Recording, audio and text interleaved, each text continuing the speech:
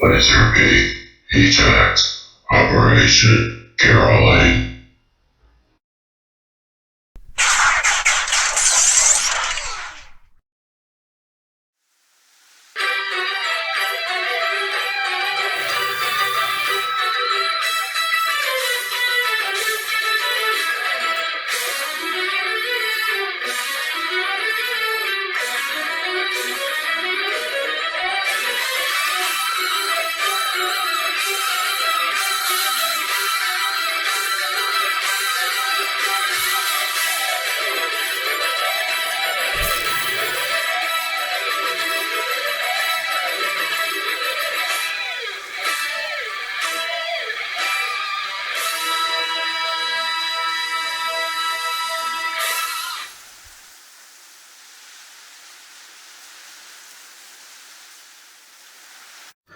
Hello, fellow YouTubers. Lego WC Stop Motioner here. Welcome to Viewers New and Old.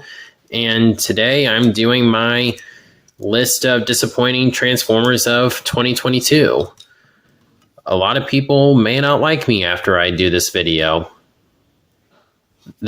I will admit myself, this list does not seem entirely fair. Because while this year has not been anywhere, this has been a pretty good year for Transformers, but nowhere near as good as last year. However, the bad ones haven't been as bad as last year's. Like, I have no remorse over the ones that I put on last year's list. Yes, Hot Rod hurt a little, but I still don't regret putting him on the list.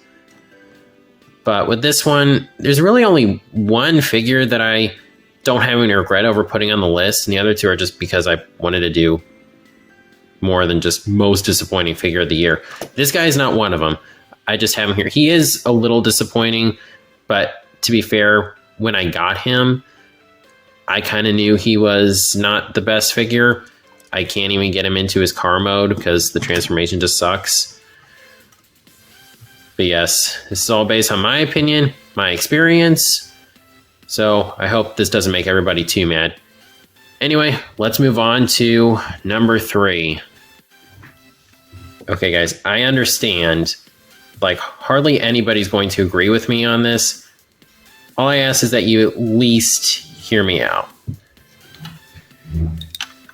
Not remotely a bad figure. In fact, I think the figure itself is borderline perfect. These loose hips, the QC issues, that should not have gotten past. Now, some people did not have that issue, but it seems to be the common thing is that they have loose hips. I got loose hips, and I've usually been fairly lucky when it comes to Hasbro's QC. This should not happen because it dragged down this figure down to being a great figure.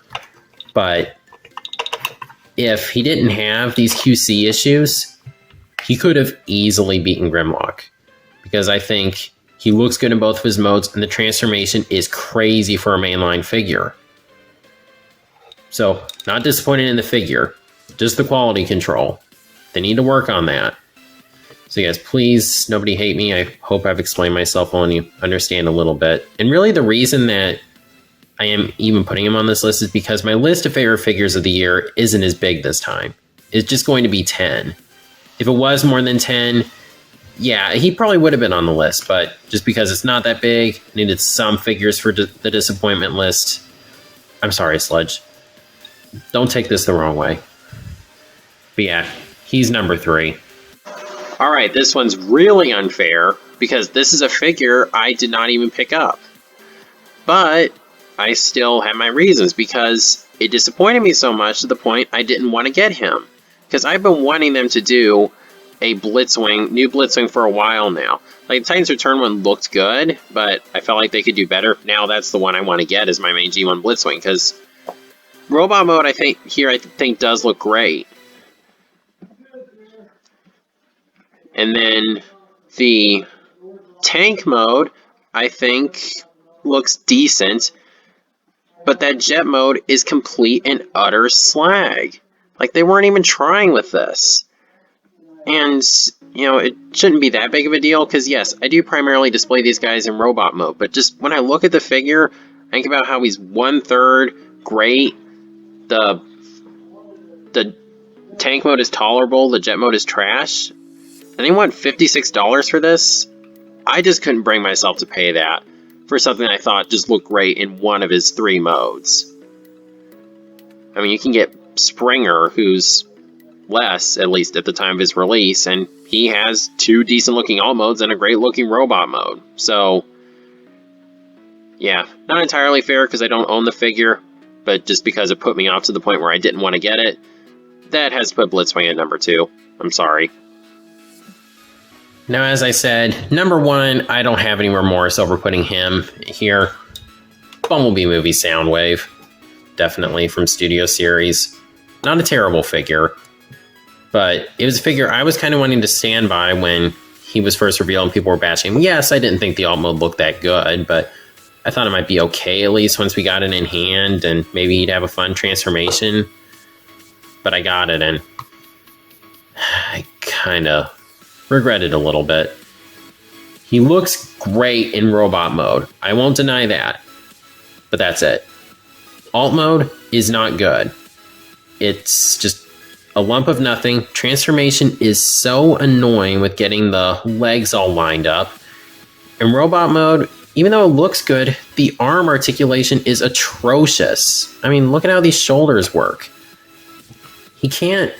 This is going to sound silly, but I just hate how the arms work just because he can't push his button. That should always be a thing with a modern Soundwave figure.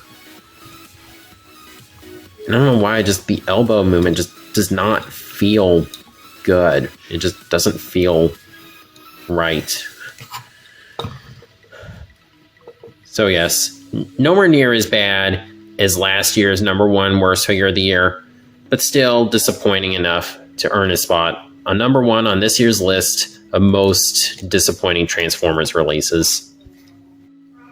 So yeah, that's my list of most disappointing Transformers of the year. Again, I absolutely hate putting Sledge on this list. Just rest assured, if I had gotten a good copy that didn't have the loose hips or anything, he probably would have been my favorite figure of the year. If that means anything, he probably would have been number 1. Just because of the fact that Dragon... And I'd also like to add, he's hard to find. Like, there's some figures where if you get a bad copy, you can just go return it and then get another one that has better quality. That's one thing. When a figure is this hard to find, quality control should not be this hit or miss. In Blitzwing, yeah, I'm sorry. I know it's a figure I don't have. I shouldn't pass judgment, but I said just the fact he convinced me to not buy it just because of how not good it looked. He had to be here. And then Soundwave, yeah, disappointing figure. Just, I wanted better. I could have forgiven the bad alt mode if the robot mode at least had really good posability or something like that. It's not, the posability as a whole isn't terrible. I just think the arms are an embarrassment. But yeah, that's my list of most disappointing Transformers of the year. I'm sure everyone watching is going to have a completely different list from mine, and please let me know in the comments down below. Again, based on my opinion, my experiences. So, I hope you've enjoyed this video. On New Year's Eve, I will be doing a top 10 best Transformers of the year, so please look forward to that. I'll be doing a live stream. And if you like this video, please be sure to like, comment, share, subscribe, and God bless.